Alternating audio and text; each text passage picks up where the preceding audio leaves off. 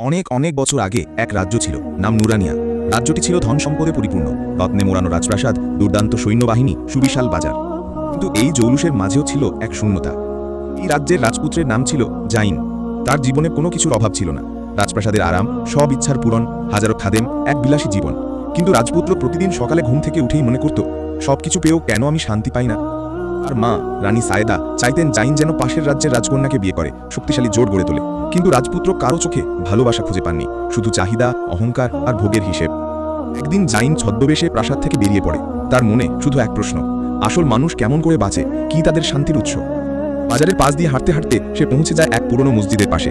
মসজিদের উঠানে বসে কয়েকজন দরিদ্র শিশু কোরআন শিখছিল, আর তাদের শিক্ষা দিচ্ছিল এক হিজাব পরা তরুণী নাম আফিয়া। তার চোখে ছিল শান্তি, কথায় ছিল কোমলতা। জাইন দূর থেকে দাঁড়িয়ে তাকিয়ে থাকলো। না, এটা প্রেম নয়, এটা ছিল কৌতূহল। সে ভাবল, কি এমন আছে ওর মধ্যে যা এত শান্ত করে রেখেছে ওকে। রাজপুত্র রাতে প্রাসাদে ফিরে এলেও সে আর আগের মতো ছিল না। তার মনে ছিল আফিয়া আর তার কণ্ঠে উচ্চারিত কোরআনের আয়াত। পরদিন আবার ছদ্মবেশে গিয়ে সে মসজিদের ইমামের কাছে বসে। প্রথমবারের মতো শুনল তাওহীদের কথা, আখিরাতের কথা আর জীবনের আসল উদ্দেশ্য। রাতগুলো বদলে গেল। মদের গ্লাস ছেড়ে দিল, গান বাজনা দূর করে দিল, কোরআন পড়তে শুরু করলো। তার মন নরম হতে লাগলো।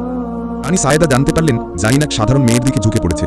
তিনি রেগে গেলেন, তুমি একটি সাধারণ গরিব পর্দাসীন মেয়েকে বিয়ে করবে? রাজ্য কি বলবে? জাইন শান্তভাবে বলল, তিনি আমাকে আল্লাহর পথ চিনিয়েছেন, যা রাজ্যের কেউ দিতে পারেনি। রানী চিৎকার করে বললেন, তোমাকে তাজ চাই না ওই পর্দার মেয়ে? জাইন বলল, আমি তাজ নয়, এখন আল্লাহকে চাই। একদিন জাইন মসজিদে এসে শাহাদা পাঠ করে ইসলাম গ্রহণ করে। প্রথমবার সেজদা দিয়ে কাঁদে, হে আল্লাহ, এতদিন পরে তোমার দরজায় এলাম, আমাকে গ্রহণ করো। তিনি আফিয়ার বাবা মার কাছে যান বিয়ের প্রস্তাব নিয়ে।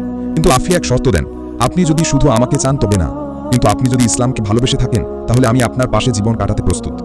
তাদের বিয়ে হয় মসজিদে, সাধারণ পরিবেশে। রাজপুত্র জাইন ত্যাগ করেন রাজপ্রাসাদ, গড়ে তোলেন একটি এতিমখানা, যেখানে আফিয়া কোরআন শেখান। লোকেরা বলে, সে কি রাজা? না, সে এখন আল্লাহর একজন বান্দা। সোনার মুকুট নয়, ঈমান মানুষকে রাজা করে।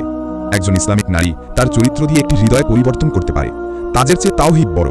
আল্লাহ যার অন্তর খুলে দেন, তার পথ কেউ বন্ধ করতে পারে না।